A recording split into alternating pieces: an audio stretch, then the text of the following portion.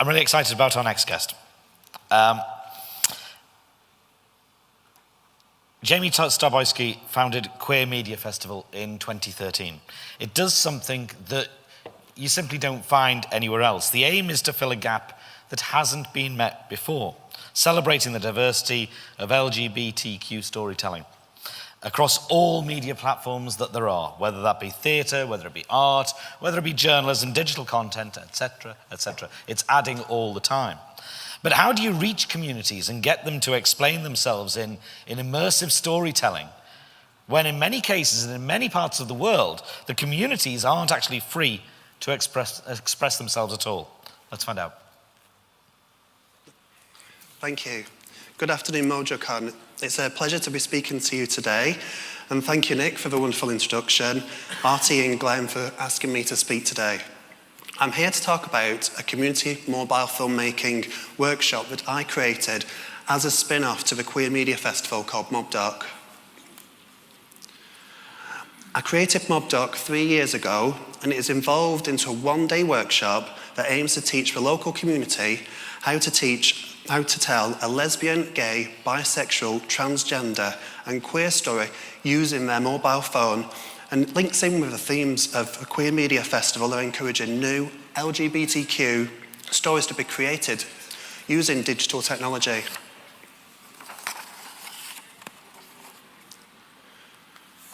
Often, the LGBTQ community have stories told about them, not by them. In the democratising world of Mojo, we don't only want to see stories which focus on hate and attacks. There's no shying away from the need for news reports such as the persecution of gay men in Chechnya, but we also need balance and some oxygen from positive stories, as the suicide rate for the LGBTQ community is very high. MobDoc exists to teach new skills, embrace new technology, and proves that provides safe and creative space to encourage the next generation of LGBTQ storytellers, much like Sean Baker and his feature film Tangerine, that was shot completely on mobile to document our own stories. From that, our aim is to create a Mojo community of grassroots content creators. We're working with people who have a passion for storytelling, but begin with no filmmaking or journalistic experience. Previously, our Mojo tutors have been the Dutch journalist Hirsche Algira and BBC video journalist trainer Mark Egan, and we spend the morning of the workshop teaching the participants the basics of mobile filmmaking and how to hold a phone whilst filming to the 5 shot sequences. In the afternoon, people are challenged to use their skills to create a micro short film of about 40 seconds. These are all edited into one single film, which is then shown on the big screen at the end of the workshop. So then all the participants have a full experience of A to Z of creating a film on their phone, and gives them that sense of collective achievement. Afterwards, all participants are added to a private Facebook group where they can keep in touch, ask for advice, and upload the next super duper amazing Mojo film that they're going to make. So 2017 is 50 years since England and Wales partially decriminalised homosexuality. And to commemorate that anniversary, this year we incorporated archives and historical figures in an exercise for the MobDoc participants to do. To give the workshop an LGBTQ-themed structure, I used archives to find photos of LGBTQ people and their supportive allies, researched their biography, and found a quote they said by people who were alive in 1967 who would have been affected by this legislation. People such as Rose, Arthur, and Tony. The final film that was collated and at the end of the workshop is 5 minutes long, but I've edited a 2-minute extract for you to watch now. Bear in mind that this film was made by people with no Mojo experience after only 1 morning of training.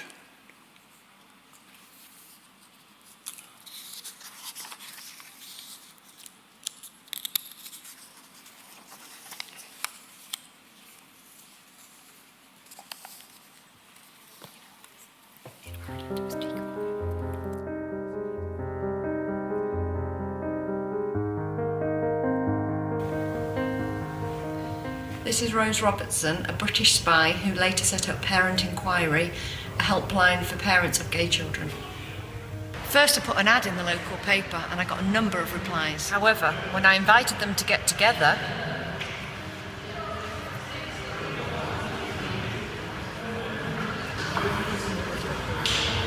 I got no response. And nearly all the letters I received asked me to recommend a cure, a pill by return of post. Arthur Gore, 8th Earl of Arran, House of Lords Peer. This is no occasion for jubilation. Certainly not for celebration. Any form of ostentatious behaviour, Now or in the future, any form of public flaunting, would be utterly distasteful and would, I believe, make the sponsors of the bill regret that they have done what they have done. homosexuals must continue to remember that while there may be nothing bad in being a homosexual, There is certainly nothing good. Tony Warren, the creator of Coronation Street. In those days, if you were going to work in television and you were gay, You had to be 3 times as good as anyone else. The first Coronation Street writing team contained some of the biggest homophobes I've ever seen. The outsider sees more, hears more, and has to remember more to survive. all that is terrific training for a writer.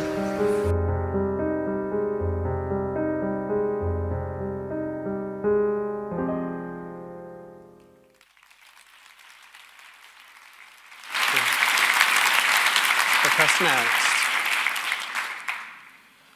I'm so proud of that film that we made, and it is wonderful to look back and see how creative they were with their shots. With MobDoc being aimed at people with no experience in journalism or filmmaking, we did discover there were some blockades to the workshop success. Firstly is the cost of attending a Mojo course. To my mind, Mojo is essentially elitist. You need money to go on Mojo courses and money to buy the phone. iPhones are expensive, which is prohibitive to marginalised communities who often have low income and can't afford an iPhone. So we held MobDoc at the weekend and made it free to make it more accessible, and we taught people how to use their native camera.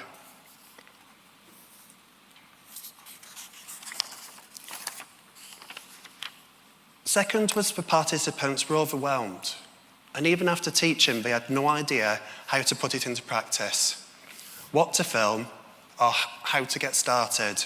So I created the exercise to give them some structure and an LGBTQ theme to focus on. Thirdly, the bystander effect is very prevalent at MobDoc, as it is a community workshop, and no one has any reason to take part. It is not part of their job-based training. Some people came simply because it was an LGBTQ event. So to reduce the bystander effect, they worked in pairs during the exercise, so at least everyone gets some practice shooting and working together. Lastly is this emoji, to represent feeling silly or stupid. Participants weren't used to filming in sequences and felt silly, reading a quote and creating the shots at the People's History Museum, where we held MobDoc, and which incidentally is the UK's only museum dedicated to democracy, and where this t-shirt is from. To them, it felt like acting. So for the next MobDoc, we instead will invite participants to bring an object that links with their LGBTQ past, so then we exercise about them being filmed, recalling a memory about a favourite object, rather than reading someone's quote, and would be something that they would have more confidence talking about. By simplifying the story, we aim for results of creativity and ownership.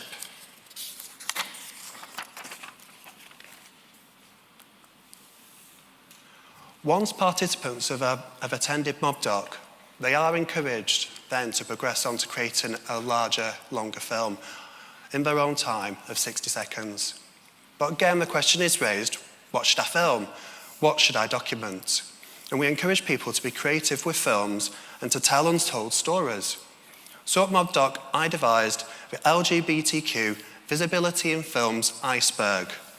To really make them think, we asked our participants to use post-it notes to write down what LGBTQ stories they think don't get represented in film all the time and what stories they never see on screen. So there are plenty of post-it notes above the waterline, and also there's plenty of post-it notes below.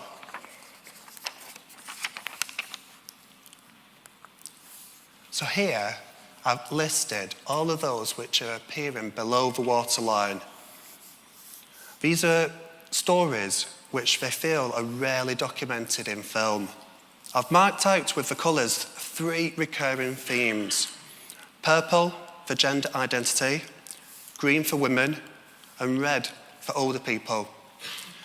If you want to tell LGBTQ stories, or any of these could be a pitch to an editor. One example is older LGBTQ people are increasingly finding, as they reach old age and need to go into a care home, even after all the changes in legislation and society, they are still in a terrible situation of needing to go back into the closet and hide their true identity in order to survive in a care home. Also, next year is 25 years since the European Court of Human Rights ruled that Ireland's anti-gay laws contravened the European Convention of Human Rights, and so homosexuality in 1993 was decriminalised. How will RTE commemorate this anniversary? Maybe we could develop some LGBTQ mojo content creators to commemorate that. When we were planning this panel, in the lead up to Mojocon, Nick said something I totally agree with, and that is that mojo is a mindset.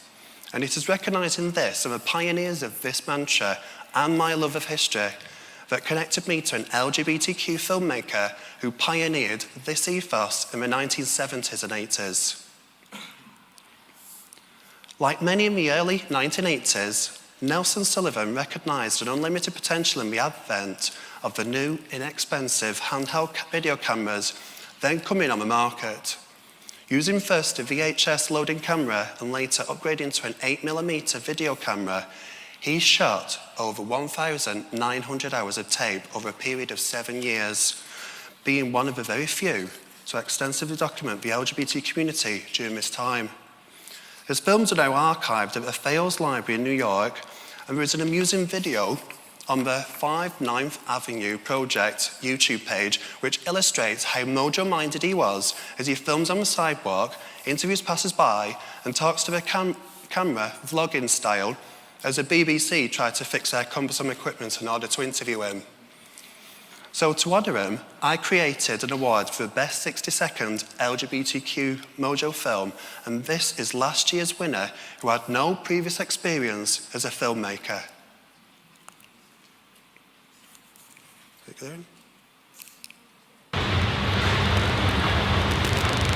Are you filming? We're just kind of looking for women to ask questions that I normally get asked about being transgender. I'm being a little bit nervous. I quite like her with a bobble hat on, but I'm going to resist. Okay, I'm going in. Do you feel you pass as a woman? Yes. Yes. Pass as a woman. What do you mean by pass? Sometimes I don't feel very womanly. Sometimes you don't feel very womanly. How did your family feel when you first told them you were a woman?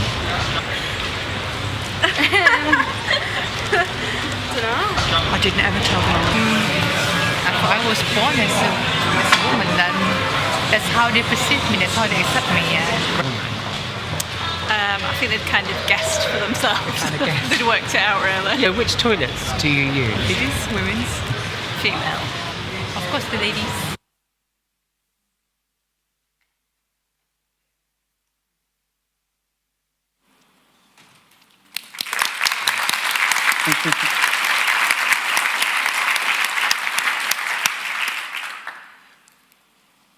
This year, we will expand MobDoc beyond Manchester and to other workshops across the UK to continue to teach people how to make an LGBTQ film on their phone. Supported by the Queer Film Network, we'll be hitting 7 cities, partnering with local venues and LGBTQ cultural event organisers. Long-term aims are to take MobDoc model and teach it internationally in Russia and Iraq.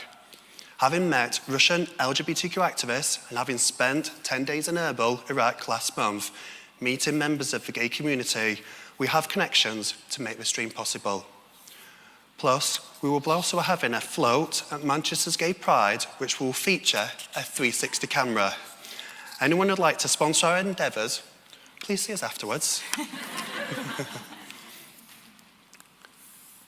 The Queer Media Festival will return this November at Manchester's brand new Combined Arts Centre home for its 4th year. Expect panel discussions, workshops, performances, and the MobDoc reunion, where we will screen the 60-second mobile film entries and announce the winner of the 2017 Nelson Sullivan Award. I'm going to end with a quote from the author Joanne Harris, who inspired me to create the Queer Media Festival. She said, "We are all made of stories, and they are all magic. So be radical, think of the iceberg, and tell diverse stories, because one story at a time, we are changing the world." Thank you.